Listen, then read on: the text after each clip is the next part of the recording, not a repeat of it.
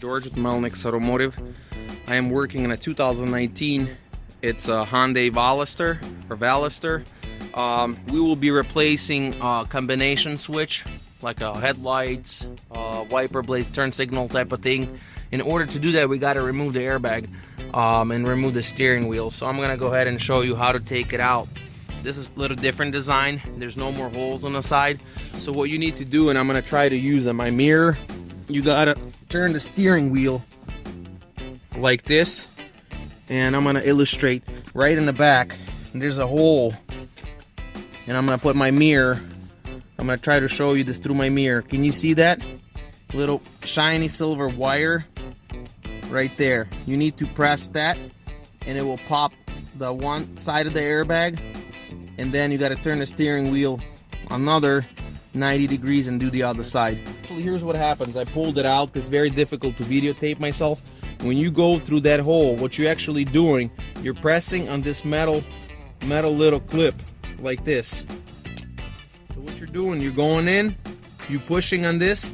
As soon as you pushed it, one side is released, and the same thing on the other side of the airbag, identical clip. You got to push it in through that hole and it will unlock it. So that's how you remove it, and I'll show you how to put it back in. And then you got to remove these two clips, and then for the horn. Thing I want to show you, when you take out these plugs, they're on the back of the airbag. You see this little orange clip on both sides? You have to, with both of your hands, you got to grab them and pull them back. You can see, I'm gonna use my nail how it moves. You have to do it both sides at the same time. So just letting you know. But if you're replacing a steering wheel, next what you're gonna have to do, you're gonna have to remove the 21 size bolt. And make sure you mark your steering wheel exactly where it went so you don't put it crooked. So I'm gonna go ahead and use an impact. I have a nice impact. I'm gonna take out the steering wheel. Went ahead and got this bolt all loose. I don't want to remove the bolt completely, because when you pull off the steering wheel, and if you're missing this bolt, a lot of times you could rip up the clock spring. So I went ahead and unplugged the clock spring. It plugs in right here, and now I'm ready to start pulling the steering wheel. Like I said, make sure you mark it. So I'm going to jiggle the steering wheel, and what happens once I pull it off, once I pull off the steering wheel, my bolt will catch the steering wheel, so I'm not going to damage any of the wiring. There you go. So now, once the steering wheel is completely loose, I take out the bolt. As you can see, it's a size 21. And now I could gently remove the steering wheel. Make sure you guide all the wires out of the steering wheel. It all comes out through that hole. Just kind of, I'm using one hand for the camera. So what happens, this cover that's on top, it pops right off, and then you have two size Phillips screws on top, and there's one on the bottom, which is located right in this hole, and I already took it out for the bottom cover. Right in the bottom of the steering column. We're gonna go ahead and remove those, and we're gonna drop the bottom cover. And the top cover just goes up like this. Once you pull these two screws out, and the one that's in the bottom, which I showed you, the cover comes down just like this. And I'm not gonna take it off, I'm gonna leave it just hanging like this. Next, we gotta remove a clock spring. And like I said, you need to be very careful. There's a plug on the bottom, there's a white plug, and there's a yellow for the airbag. We're gonna disconnect those, and then carefully, we're gonna go ahead and remove the clock spring. This is a clip on top, which you gotta use like a flat tip screwdriver or a pick fork. What you do very gently, this is right on top of the switch, you gotta gently go in here and just pry it up in this area. I already done it. And there's also on this side, there's a hook right there, and then there's a hook on this side, identical hook, which you got to carefully push it down, and then the clock spring will come right off just like this. Make sure you remember and don't screw it up. I would use tape to tape it, because if you screw it up, then you might have a problem. You might need to replace a steering clock spring. So I'm gonna just set this aside for now.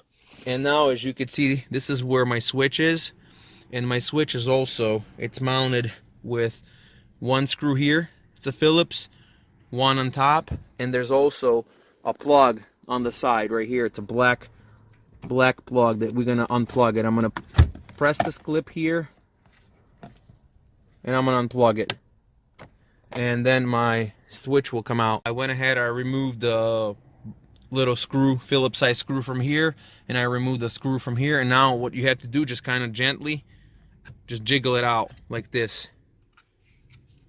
just like that. That's my old damaged switch. So what we're gonna do right now, we're gonna reverse my process. I'm gonna go ahead and grab my new switch, which is located here. Okay, you can see it's a brand new switch. I'm gonna go ahead and put it on. And like I said, when you have two hands, it's a lot easier, you know, with two hands than with one. And you will feel it once the switch goes right on. It will kind of lock in place because there's a little groove that's cut out, so you can't install it separate. I'm gonna go ahead and reinstall these two bolts, little screws, size Phillips. I'm gonna plug in my plug right now. And when you do this, make sure you disconnect your battery. I didn't say that in the beginning, but make sure you hear that lock in place. Next, as you see, I have my Phillips right here. My second that goes on the bottom.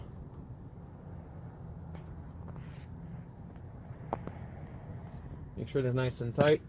Next, what I'm gonna do, I'm gonna reinstall my clock spring, and like I said, make sure you're very careful.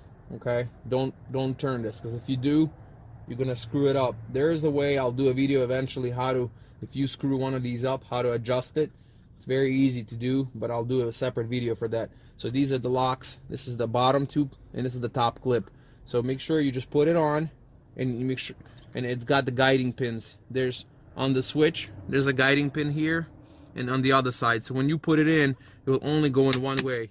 Make sure you hear 3 clicks, just like that. Okay. Once you hear that, you have 2 plugs: the airbag plug, and you have your clock spring steering angles plug. You plug it in. Make sure you hear it click, just like this.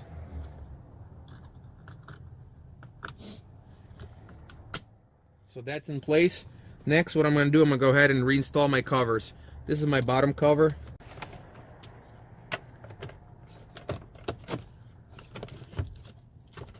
Okay, once the top cover is in place, what you want to do, you want to go ahead and reinstall the two. They're going to be black screws. Make sure you reinstall 2 Phillips screws on top. And just like I said, just make sure it's all in place. Make sure you adjust this top cover. Make sure you adjust it. And this one just locks in place like this. Okay. So basically here you're done. Don't forget to replace the screw that's on the bottom. I'm not going to show that in video. Next, we're going to go ahead and replace the steering wheel.